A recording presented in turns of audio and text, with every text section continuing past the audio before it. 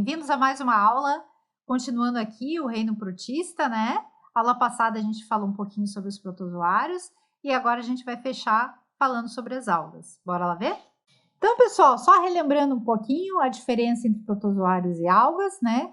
Ambos são eucariontes, né? Ou seja, eles possuem carioteca em suas células. A diferença é que os protozoários são heterotróficos.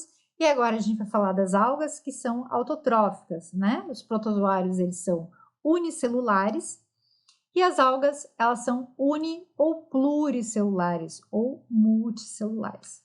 Então, quais são as características? Já falamos, são autotróficas, ou seja, elas fazem fotossíntese. Então, pelo fato delas fazerem fotossíntese, elas têm a presença de cloroplasto em suas células, têm a presença de parede celular, né? Como, por exemplo, os vegetais têm a parede vegetal, né? A parede celular, e as algas também terão essa parede celular. Em relação ao habitat, ele sempre será um ambiente úmido, tá, pessoal? Pode ser marinho, elas podem viver no mar, como elas podem viver em água doce, ou quando elas estiverem em terra firme, sempre será em superfícies úmidas, tá? Nunca secas. Como eu falei, elas podem ser uni- ou pluricelulares.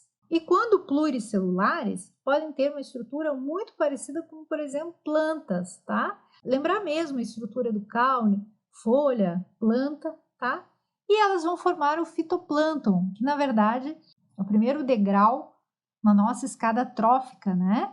São os produtores, é aqueles que vão fazer o fotossíntese e vão ser a base da cadeia alimentar para outros animais que vão se alimentar dele. Como nos protozoários, né? Lembrando que o reino é um grande grupo que é dividido por vários filos, então a gente tem aqui também os filos das algas, né? São vários filos que se compõem as algas, e o primeiro que a gente vai chamar é o clorófita, também chamado de algas verdes ou clorofícia. E tem muito a ver com a cor da alga, tá, pessoal? Então, clorófita ou clorofícia são consideradas algas verdes. Então, temos aqui algas unicelulares, né? Então, você pode ver uma única célula. E também temos algas pluricelulares, que aqui a gente pode dar uma olhada aqui numa alga que é pluricelular, a alga verde, tá? E também, ela também se encontra associadas a outros seres vivos, como no caso do líquen, que é uma associação mutualística entre algas e fungos. Então, essas algas encontradas no líquens também pertencem ao filo das clorófitas. Depois nós temos as feófitas ou feofícias, que são as algas marrons. Elas sempre serão pluricelulares, geralmente elas são bem grandes, né? Então, tem umas imensas, e elas sempre serão marinhas. E elas são consideradas feófitas, esse nome de algas marrons ou algas pardas, porque elas liberam a fucoxantina, que faz com que ela tenha essa coloração. Depois temos outro filo que são das algas vermelhas, que a gente chama de rodófitas ou rodofícias. Elas sempre também serão pluricelulares e são encontradas tanto em água doce, salgada ou superfícies úmidas. E uma das características dela, que na parede celular delas tem carbonato de cálcio. Isso faz com que elas sejam um pouquinho mais durinhas. E essa coloração vermelha delas é devido ao fato da presença de uma substância que a gente chama de fucoeritrina, que dá essa coloração vermelha. Talvez uma das mais lindas das algas, Bacillariophyta ou as diastomáceas. Quando a gente olha no microscópio, elas parecem vários vidrinhos quebrados. Elas são unicelulares e elas são marinhas, principalmente de água fria, gelada. E elas são recobertas por uma carapaça que a gente chama de frústula. Elas são constituídas de óxido de silício e por isso que elas têm esse formato meio petrificado.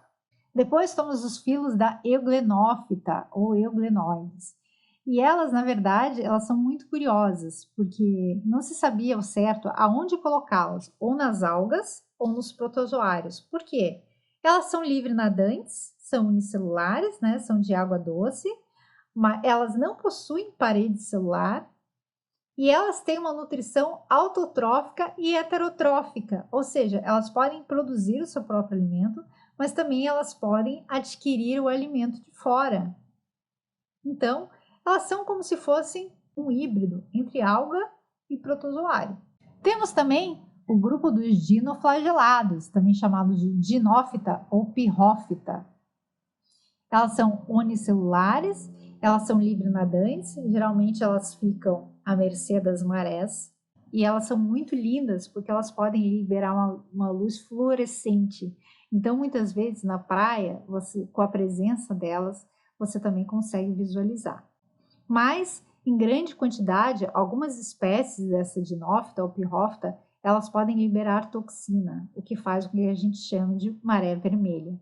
E o nosso último grupo são das carofícias, ou acarófita, que são pluricelulares, você consegue visualizar, um exemplo é do gênero Nitella, elas são de água doce, né? E elas acumulam carbonato de cálcio, tá? E elas são muito parecidas com os musgos. Em relação à reprodução, pessoal, assim como os protozoários, as algas também podem ter reprodução assexuada e sexuada. A assexuada, ela pode ser divisão binária ou cisciparidade, que a gente já visualizou um pouco o que acontece nos protozoários, zoosporia, e na sexuada pode ser ou por conjugação ou por alternância de gerações. Então, pessoal, a divisão binária acontece principalmente nas algas unicelulares, tá? Então, aqui é um caso da Euglena viridis, né? Então, é mais ou menos o que vocês já viram, né? Você tem uma célula, né? Essa célula, ela duplica o seu núcleo, e aí você tem ali a citocinese dividindo o citoplasma, formando duas células idênticas à célula inicial. Na reprodução assexuada, também temos a zoosporia. O que seria a zoosporia? Você tem uma alga, essa alga produz esporos, tá?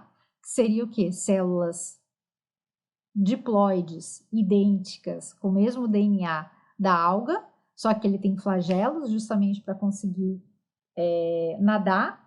E aí essa célula, ela se fixa em algum lugar e aí ela se transforma numa nova alga geneticamente igual à anterior.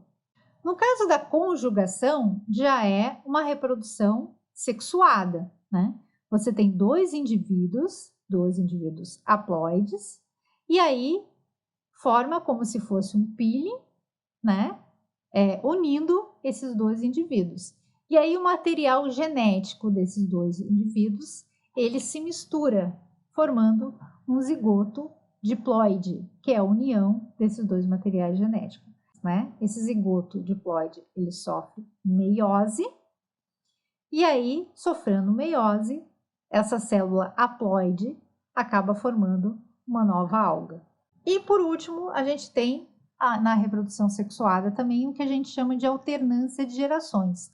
Por que o nome é alternância de gerações? Porque tem uma geração que ele é diploide, 2N, ou seja, duas cópias do mesmo material genético, e uma fase que ele é haploide, ou seja, uma cópia do material genético, tá? Então, quando ele é diploide, ou seja, 2N, ele é chamado de esporófito. Por que esporófito? Porque ele produz esporos, tá? Então, através da meiose, né, o diploide, ele vira haploide e libera esses esporos, tudo bem? Esses esporos, eles germinam e aí se transformam em gametófitos. Esses gametófitos, eles produzem gametas, tá? Então, esses gametas se unem através de um processo de fecundação, tá? Dentro da água, não é uma fecundação interna, é uma fecundação externa, se transformando num zigoto diploide. Esse zigoto diploide vai formar um novo esporófito. Não posso acabar a aula falando aqui sobre a importância das algas, né? Geralmente, quando a gente fala do pulmão do mundo, a gente pensa nas plantas, mas na verdade, o pulmão do mundo são as algas. Graças à sua fotossíntese, né? O oxigênio ele é restabelecido, né? Além disso, eles são produtores que servem da base da cadeia alimentar para vários outros organismos, né? Os consumidores primários acabam comendo essas algas, os consumidores secundários acabam comendo os consumidores primários, até chegar ao topo da cadeia. Fora isso, as algas também são utilizadas na indústria, né? Então, por exemplo, quando quando a gente toma remédio, as cápsulas, muitas vezes, essas cápsulas são confeccionadas através de produtos produzidos por algas, né? Na microbiologia, quando nós estudamos bactérias, fungos, o meio de cultura onde as bactérias crescem, ele só consegue ficar sólido graças à agarose, que também é uma substância produzida por alga. E fora na alimentação, né? Quem nunca gostou de um sushi, né? Que atire a primeira pedra, afinal, aquele preto, na verdade, são algas. Então, ele é muito utilizado na indústria, tanto na alimentar, quanto na médica e etc. Então, espero que vocês tenham gostado da aula.